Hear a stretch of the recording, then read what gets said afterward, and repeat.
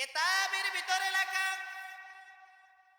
আল্লাহর নবী বিশ্বনবী জনাবে মুহাম্মদুর রাসূলুল্লাহ সাল্লাল্লাহু আলাইহি ওয়াসাল্লাম যেই দিন দুনিয়ার ভিতরে আসবে, আমার নবী যখন মায়ের গর্ভের ভিতরে আসছে, হযরত আমিনা রাদিয়াল্লাহু তাআলা আনহুর গর্ভের ভিতরে আমার নবীজি চলে আসছে।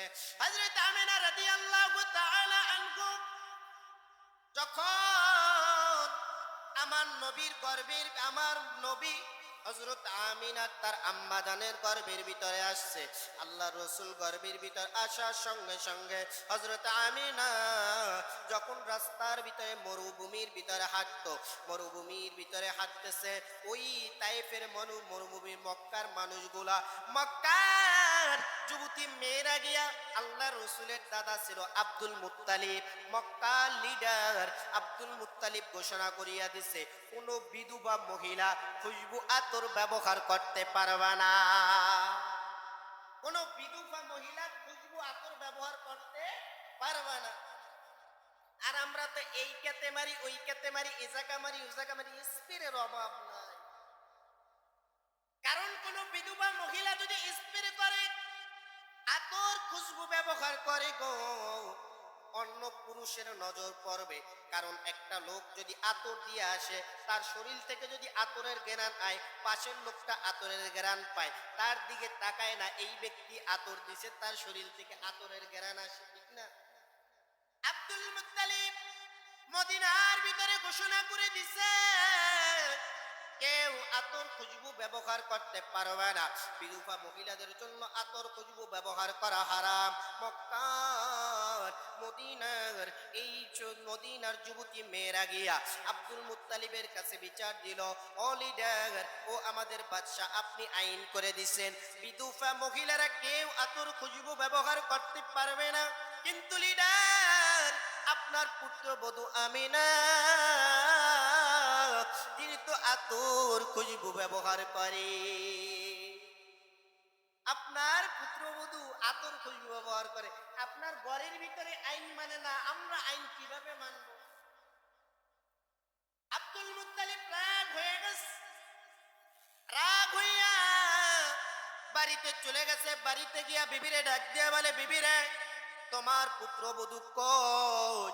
তোমার পুত্রবধূরে ডেকে নিয়ে আসো, তোমার পুত্রবধূর কাছে জিজ্ঞাসা করো কেন গো তোমার পুত্রবধূ আতর খুশবু ব্যবহার করে, তোমার পুত্রবধূ কেন আতর খুশবু ব্যবহার করিয়া মরুভূমির ভিতরে হাঁটা চলা করে। এই মদিনার মেয়েরা আমার কাছে বিচার দিছে, আমার কাছে বিচার দিছে, তোমার পুত্রবধূ কেন আতর ব্যবহার করে তার কাছে জিজ্ঞেস করো। হযরত আব্দুল মুত্তালিবের নবীজির দাদি গিয়া নবীজির আম্মা জানের কাছে ডাক দিয়া বলে, ও আমিনা, কেন খুশবু ব্যবহার করো, কেন আতর ব্যবহার করো? মদিনার মানুষ বিচার দিছে, তোমার শ্বশুর বড় রাগ হইয়া গেছে, তুমি আর আতর ব্যবহার করবে না, আগে বলো কেন আতর ব্যবহার করেছো? আল্লাহর নবীর মা হযরত আমিনা রাদিয়াল্লাহু তাআলা আনহু কিছু বলে না, দুই চোখের পানি ফালায়া কান্দে। আল্লাহর নবীর দাদি ডাক দিয়া বলে, ও আমিনা, কেন চোখের পানি ফালায়া কাঁদরে বলো গো, কেন তোর খুশবু ব্যবহার করো? আল্লাহ রসুলের মা ডাক দিয়া বলে, ও আম্মা জান, আমি আতর খুশবু ব্যবহার করি না, আমার পেটের ভিতরে আমার পেটের ভিতরে দোজাহানের বাদশা সরদার দো আলম বিশ্ব নবী জনাবে মুহাম্মদুর রাসূলুল্লাহ সাল্লাল্লাহু আলাইহি ওয়াসাল্লাম আসছে। সুবহানাল্লাহ। আমি আতর খুশবু ব্যবহার করি না, আমার পেটের ভিতরে সন্তান চলে আসছে, আমার ঈদ থেকে আমার ঘাম থেকেও এত পরিমাণ আতরের ঘ্রাণ আসে, এত পরিমাণ খুশবুর ঘ্রাণ আসে রে, আমি এত ঘ্রাণ আমি নিজেই অবাক হয়ে যাই। আমি যেই রুমের ভিতরে থাকি, এই রুমটা এত পরিমাণ ঘ্রাণ হয়ে যায়, আমার শরীরের গাম থেকে আতর খুশবুর ঘ্রাণ আসে। কারণ আমার পেটের ভিতর বিশ্ব নবী মুস্তাফা হযরত আমিনা রাদিয়াল্লাহু তাআলা আনহু একদিন মরুভূমির ভিতরে হাঁটতেছেন, হঠাৎ করে হযরত আমিনার মাথার উপরে মরুভূমির ভিতরে অনেক নিচের বালুগুলাও অনেক গরম হয়ে যায়। হযরত আমিনা রাদিয়াল্লাহু তাআলা আনহু মরুভূমির ভিতরে হাঁটতেছেন, হঠাৎ করে একটা মেঘের টুকরা মাথার উপরে ছায়া দেয়। হযরত আমিনা ভয় পেয়ে গেলেও হযরত আমিনা বড় ভয় পেয়ে যায়। হঠাৎ করে আল্লাহ ডাক দিয়া বলে, আমিনা তুমি ভয় পেও না, ভয় পেও না, তোমার পেটের ভিতরে কে জানোনি, তোমার পেটের ভিতরে বিশ্ব নবী মুস্তাফা। ও আমিনা ভয় পেও না, ভয় পেও না, তোমার পেটের ভিতরে বিশ্ব নবী মুস্তাফা। হযরত আমিনা এর থেকে বলে, আম্মা জান এই ঘটনা আমি জানার পর সেই থেকে আমার শরীর থেকে এত পরিমাণ ঘেরান হয়, আমার গাম থেকে এত পরিমাণ ঘেরান, এত পরিমাণ খুশবু, মদিনার মেয়েগুলা মক্কার মেয়েগুলা পাগলের মতো হয়ে যায়। আমি যখন রাস্তা দিয়ে হাইটে যাই সবাই জিজ্ঞেস করে, আমেনা রে কোন দোকানের আতর খুশবু ব্যবহার করো বল, আমরাও এই আতর ব্যবহার করব, আমরাও এই খুশবু ব্যবহার করব। ও আম্মা জান শুধু তাই নয়, আমি যখন কলসি নিয়ে কূপের কাছে পানি আনার জন্য যাই, আমি কলসি নিয়ে কূপের পানি আনার জন্য যাই, আমি যখন কূপের পাশে গিয়া কলসি নিয়ে দাঁড়াই, আমি তাকায় দেখি কূপের পানি উতলাইয়া আরে উপরের দিকে উঠা যায়। আসমান থেকে আওয়াজ আসে, আসমান থেকে আওয়াজ আসে, আমিনা রে কেন এই রৌদ্রের ভিতরে এত কষ্ট করে এই কলসি নিয়ে আসছ? আমিনা তুমি যদি একবার বলতে এই পানি উতলাইয়া উতলাইয়া তোমার বাড়ি কলসি ভরে দিয়া আসত। কেন আমিনা এই কলসি নিয়ে এই রৌদ্রের ভিতরে কষ্ট করতে এসেছো? হযরত আমিনা রাদিয়াল্লাহু তাআলা আনহু সব ঘটনাগুলো তার আম্মা জানকে বলল। তার শাশুড়ি আম্মা জানকে যখন বলল যেই দিন আল্লাহ রাসূল দুনিয়ার ভিতরে আসবে, হযরত আমিনা রাদিয়াল্লাহু তাআলা আনহু হযরত আমিনার কোনো ক্লান্তি নাই। আল্লাহর রাসূল সুবে সাদেকের সময় দুনিয়ার ভিতরে আসছে। কখন আসছে? সুবে সাদেকের সময়। রাত্রি আল্লাহর কাছে ডাক দিয়া বলে, ও মালিক আমার নবীকে তুমি রাত্রি বেলায় দুনিয়ার ভিতরে পাঠাইবা, আমি রাত্রি দামি হইয়া যাব। আবার দিন ডাক দিয়া বলে, মালিক আমার রসুলকে তুমি দিনের বেলা পাঠাইবা, আমি দিন খুশি হইয়া যাব, আমি দামি হইয়া যাব। আল্লাহ এই রাত্রি দিনের সব কথা রেখা দিল, না রাত্রি তোমারেও খুশি করব, দিন তোমাকেও খুশি করব।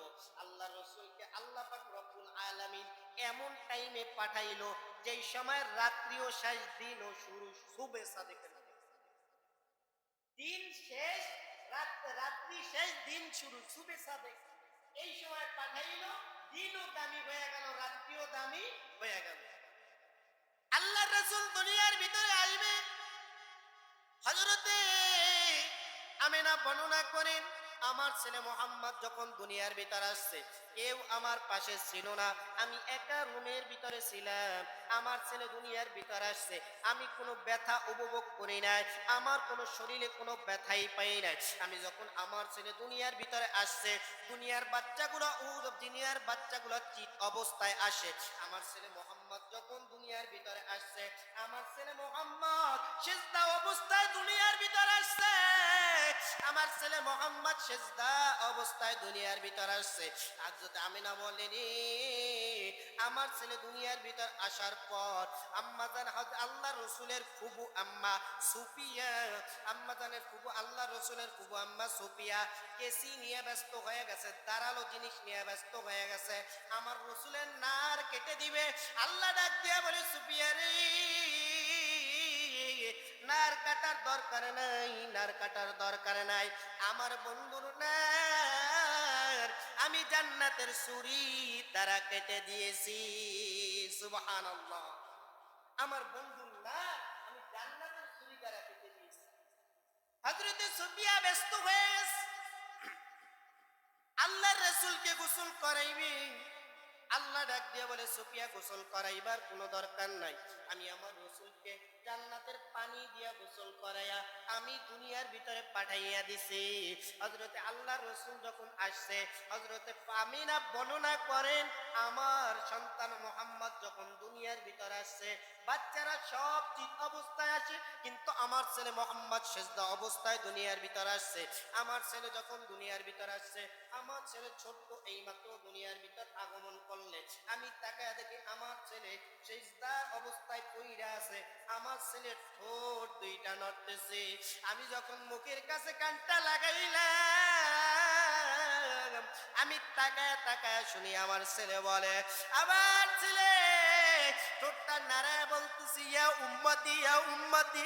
আমার রসুল যখন দুনিয়ার ভিতর আসছে, তখন আমার রসুল উম্মতের জন্য কান্না করতে করতে আসছে। আবার আমার রসুল যখন দুনিয়ার থেকে বিদায় হইছে, আমার রসুল উম্মতের জন্য এমন কাদা কাঁদলো, আমার রসুল উম্মতের জন্য কাঁদতে কাঁদতে কাঁদতে কাঁদতে দুনিয়ার থেকে বিদায় হয়ে গেছে। আর আমরা সেই উম্মত আজকে গুনার ভিতরে লিপ্ত হয়ে গেছি। নবীজির সুন্নাত মানি না, নবীজির সুন্নাত মানি না, দাড়ির ভিতরে পোজ দেয়, ইসলামের বিরোধিতা করে। আজকে আমাদের সেই সুন্নাত মানতে পারি না, নামাজ পড়ি না, রোজা রাখি না। আজকে যদি আমার রসুল দুনিয়ার ভিতর না আসতো, আসমান হইতো না, জমিন হইতো না, তামাম দুনিয়ার কিছু হইতো না।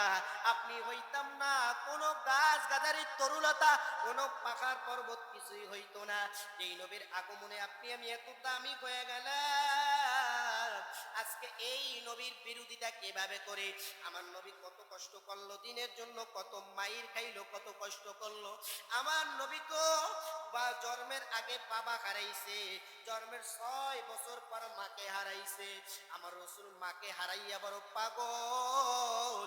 আমার রসুল যখন বাবাকে হারাইছে, জন্মের আগে আমার রসুল বাবাকে হারাইছে।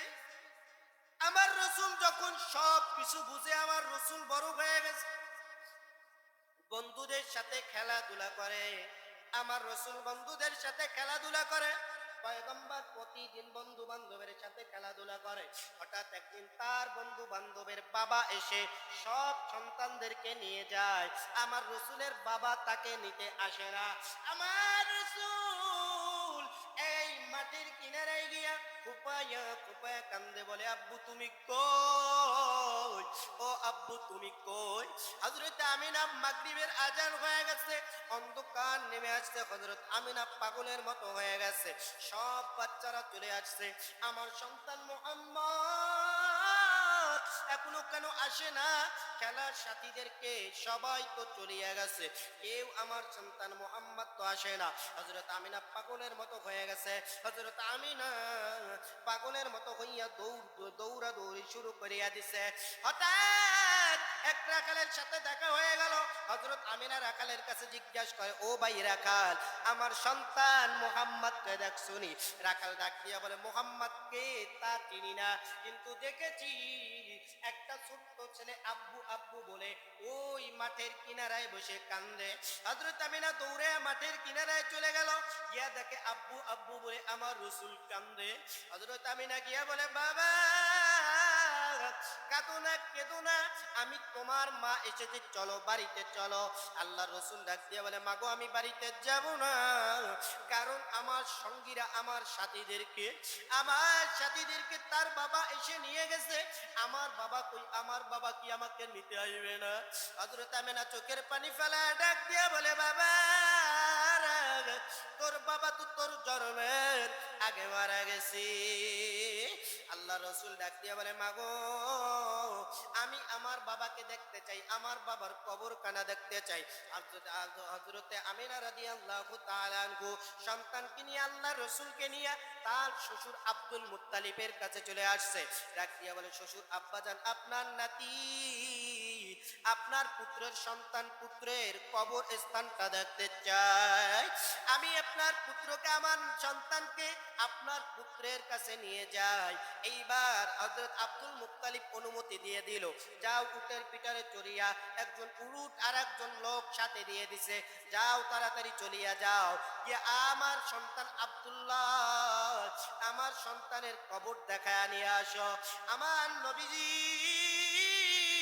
যখন তার আব্বুর কবর দেখার জন্য রওনা হয়, হযরত আমিনা দূর থেকে ইশারা দিয়ে দেখায়, বাবা ওই যে তোমার বাবার কবর। আল্লাহর রাসূল উঠ থেকে লাফ মেরে পড়ে আমার নবীজি গিয়া বাবার কবরের উপর পড়ে যায়। কবরের উপর পড়িয়া কান্দে আর বলে, বাবা তুমি আমাকে একটু কোলে নাও। ও বাবা, সব সাথীরা আমাকে সব সাথীদের বাবা এসে সবাই রে কোলে নেয়। আমারও কোলের ভিতর চড়তে মনে চায়, আমার একটু কোলে নাও, আমারও কোলে চড়তে মনে চায়, আমাকে একটু কোলে নাও। হযরত আমিনা বলে, আর তোর বাবা কোনোদিন কোলে নেবে না, চল চল চল বাড়িতে চল। হযরত আমিনা রাদিয়াল্লাহু তাআলা আনহু আমার রাসূলকে নিয়ে বাড়ির উদ্দেশ্যে রওনা। কিছু দূর যাওয়ার পর হযরত আমিনার শরীরটা বড় ক্লান্ত হয়ে গেছে। আল্লাহ রসুলের আম্মা জান হযরত আমিনা ডাক দিয়া বলে, ও ছেলে, ও ভাই উঠ, থামাও। উঠটা যখন থামাইলো, হযরত আমিনা জমিনের ভিতর নেমে ক্লান্ত হয়ে গেল। হযরত আমিনা ডাক দিয়া বলে, বাবা দেখ তোর মা শরীরটা বড় খারাপ, আজকে মনে হয় তোর মার শেষ দিন। আজ তোর মাকে জীবনের মতো দেখে নে, আজকে তোর মার শেষ দিন, তোর মাকে আজ জীবনের মতো দেখে নে। আল্লাহ রসুল দুই গালের ভিতর চুমু দেয় আর কান্দে, আম্মু আমার আব্বু চলে গেছে, আজকে যদি তুমিও চলে যাও আমাকে কে বাবা বলে ডাকবে, আমাকে কে আদর করবে, আমাকে কে লালন পালন করবে। হযরত আমিনা রাদিয়াল্লাহু তাআলা আনহু কিছুক্ষণ পর দুনিয়া থেকে বিদায় হয়ে গেছে। আল্লাহ রসুলের চোখের পানি এত পড়াই পড়লো, আমার নবী ফুপায়া ফুপায়া কান্দে আর বলে, আম্মু তুমি আমারে সরিয়ে চলিয়ে গেলে রে মা গো, বলো মা বলো, আমি কাকে মা বলে ডাকবো, আমি কাকে মা বলে ডাকবো, আমার বাবাও তো নাই, আমি কাকে বাবা বলিয়া ডাকবো। এ বাজানরা তো আপনাদের অনেকের মা নাই বাবা নাই, মায়ের জন্য দোয়া করবেন। আমার রসুল এতিম, আপনারাও অনেকে আছেন এতিম। আমার রসুল বলেন, যখন এতিম সন্তান মা বাবার জন্য দুইটা হাত উঠায়া চোখের পানি ছাড়ে, চোখের পানি নাকের ডগায় আসার সঙ্গে সঙ্গে আমার আল্লাহ তার মা বাবার কবরকে জান্নাতের বাগান বানায় দেয়। জোরে জোরে বলি সুবহানাল্লাহ। যতটুকু আলোচনা করলাম, আল্লাহ পাক রব্বুল আলামিন আপনাকে আমাকে আমল করার